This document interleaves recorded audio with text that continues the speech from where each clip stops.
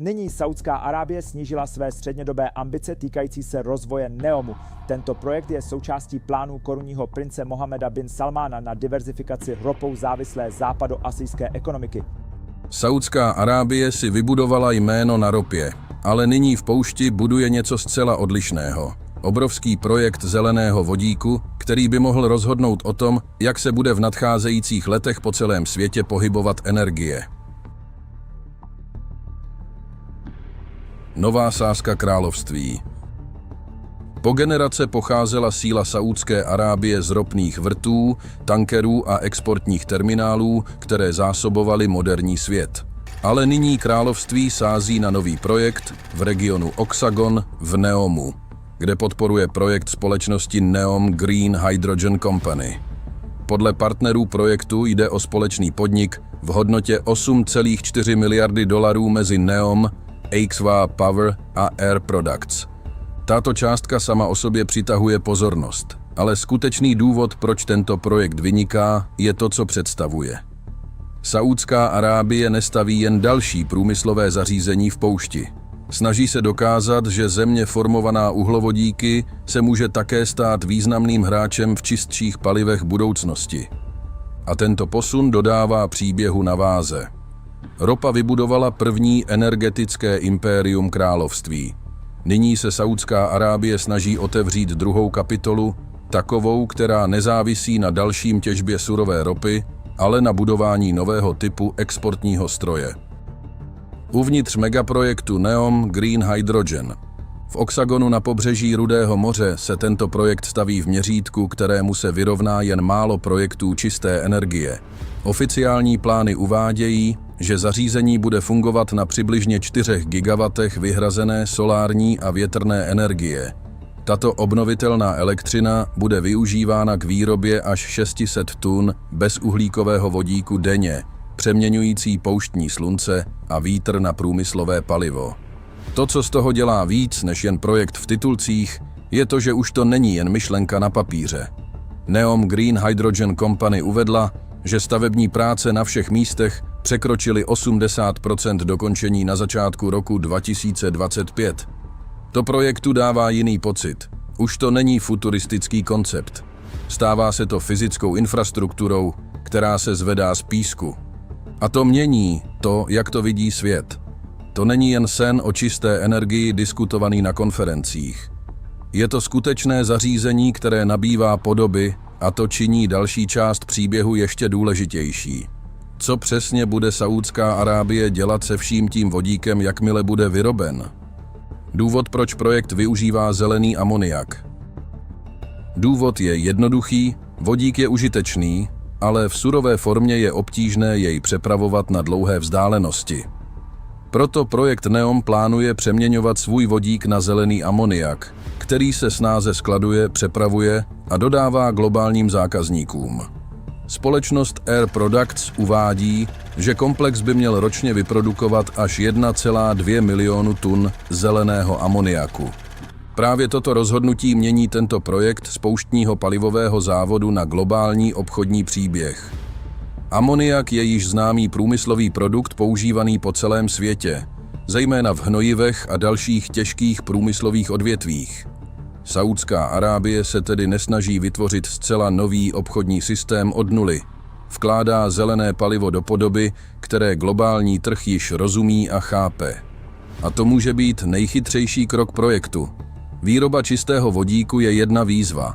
Přeměnit ho na obchodovatelnou komoditu je další.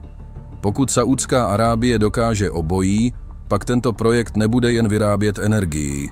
Mohl by pomoci změnit to, jak se energie sama nakupuje, přepravuje a prodává po celém světě. Stroje, které to umožňují.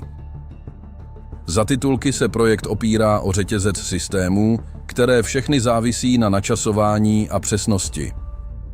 Obnovitelná elektřina ze solárních a větrných zdrojů bude pohánět elektrolyzéry, které štěpí vodu na vodík a kyslík. Odtud se vodík posouvá hlouběji do průmyslového procesu, kde se stává součástí většího systému paliva připraveného na export. Ale není to tak jednoduché, jako zmáčknout vypínač v poušti. Sluneční svit se mění každou hodinou. rychlost větru stoupá a klesá.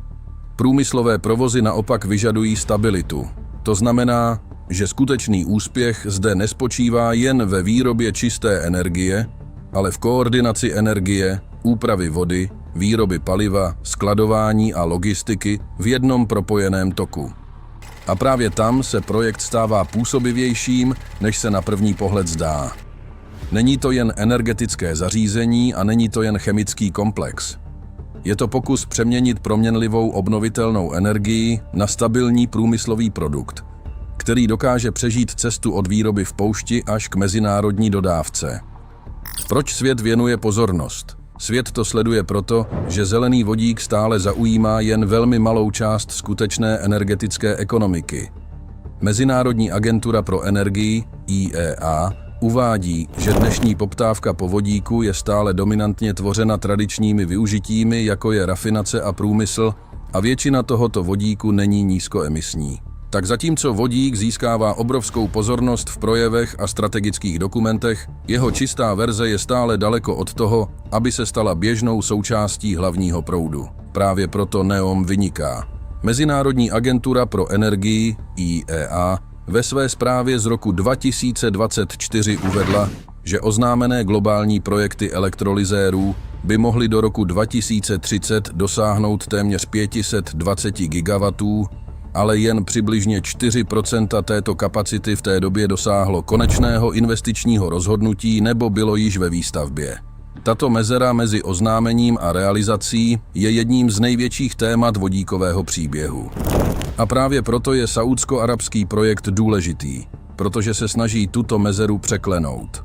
Pokud uspěje, stane se důkazem, že zelený vodík se může posunout od plánů a pilotních projektů k reálné průmyslové infrastruktuře. A v odvětví plném ambicí, ale chudém na plně dokončené dodavatelské kapacity, by takový důkaz mohl ovlivnit celý trh. Odvětví, která by to mohlo změnit. Pokud tento projekt uspěje, jeho skutečný dopad se projeví v nejtěžších částech energetického systému. Mezinárodní agentura pro energii, IEA, uvádí, že vodík už dnes hraje významnou roli v rafinaci, výrobě amoniaku a metanolu a zároveň se zkoumá i pro náročnější sektory, jako je lodní doprava, výroba oceli a těžká doprava, kde je snižování emisí mnohem obtížnější. To je důležité, protože ne každý sektor se může snadno přepnout na baterie nebo přímou elektrifikaci. Některá odvětví potřebují chemické suroviny, jiná vyžadují velmi vysoké teplo a některá, jako dálková námořní doprava, potřebují energeticky hustá paliva, která mohou bez neustálého dobíjení překonávat oceány. Proto vodíková paliva přitahují tolik pozornosti, ne proto, že by nahradila všechno, ale proto, že mohou pomoci tam, kde jiné čisté alternativy narážejí na největší limity. Proto důležitost projektu NEOM nespočívá v běžných řidičích nebo domácích spotřebičích. Jde o nákladní lodě, průmyslové závody a skrytou páteř globální ekonomiky. Pokud si zelený vodík dokáže v těchto oblastech vybudovat místo, pak by tento projekt mohl pomoci přetvořit nejobtížnější část energetické transformace. Nová energetická exportní strategie Saúdské Arábie. Tento projekt je důležitý i z dalšího důvodu. Zapadá do mnohem většího národního posunu. Saúdská Arábie nestaví jen obrovské zařízení na čistá paliva. Snaží se udržet své místo v globálním energetickém systému v době, kdy svět postupně hledá nízkoemisní alternativy. To je to, co z toho dělá víc než jen průmyslový rozvoj. Po desetiletí proudil vliv Saúdské Arábie skrze vývoz ropy. Nyní se království snaží zůstat důležité i v budoucnosti, kde může obchod s energií vypadat zcela jinak. Místo otázky, jak navždy bránit starý model, zkouší, jak zůstat v jeho středu i v rámci měnícího se systému. A to dává projektu hlubší význam. Pokud se Saúdské Arábii podaří přizpůsobit svou exportní identitu ještě předtím, než se trh plně změní, pak to bude působit méně jako vedlejší experiment a více jako strategický obrat. Ne od energetického vedení, ale směrem k jeho nové podobě. Překážky pod slibem, ale žádný takový projekt nepostupuje bez tření. Zelený vodík stále čelí jednomu z nejtěžších problémů moderní energetiky. Musí se stát komerčně životaschopným ve světě, kde starší paliva už mají vyspělé systémy, zavedené odběratele a levnější infrastrukturu. To znamená, že výzva není jen technická, je zároveň ekonomická, logistická i politická. Náklady zůstávají vysoké, poptávka se teprve vyvíjí, regulace jsou nejednotné a dodavatelské řetězce pro tento typ paliva jsou mnohem méně vybudované než ty pro ropu a plyn.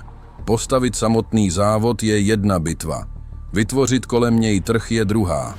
A právě proto tento příběh stále nese skutečné napětí.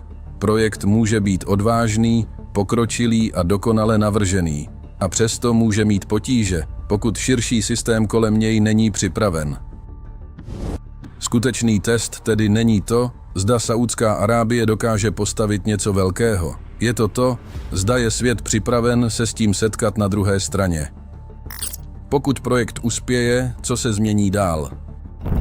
Pokud projekt uspěje, dopady se mohou zpočátku projevit nenápadně. Mohou se objevit prostřednictvím obchodních tras, průmyslových kontraktů, aktivity přístavů a postupného příchodu čistších paliv do sektorů, které se dlouhodobě obtížně dekarbonizují. Tato změna nemusí v jednom okamžiku vypadat dramaticky, ale může postupně přetvářet to, jak se energie pohybuje po celém světě. Takový úspěch by vyslal zprávu daleko za hranice Saúdské Arábie. Řekl by vládám, investorům i průmyslovým odběratelům, že zelený vodík není omezený na teorii, malé pilotní projekty nebo ambice prezentované na konferencích. Může se stát součástí skutečného přeshraničního obchodu, pokud je dostatečně silná infrastruktura, odběratelé a exportní systémy. A právě tam se příběh otevírá do něčeho většího. Pokud jeden pouštní megaprojekt dokáže pomoci prokázat, že obnovitelná energie může být přeměněna na obchodované průmyslové palivo, pak se mohou další země se silným sluncem, větrem a kapitálem pokusit jej následovat. A jakmile se to stane, globální energetická mapa se může začít měnit způsoby, které si teprve začínáme představovat. Takže teď už otázka nezní jen to, zda Saúdská Arábie dokáže tento megaprojekt postavit. Skutečná otázka je, zda může pomoci přetvořit budoucnost globálního obchodu s energií. Pokud se vám toto video líbilo, dejte like, sdílejte a přihlaste se k odběru a napište nám do komentářů, může zelený vodík skutečně změnit svět?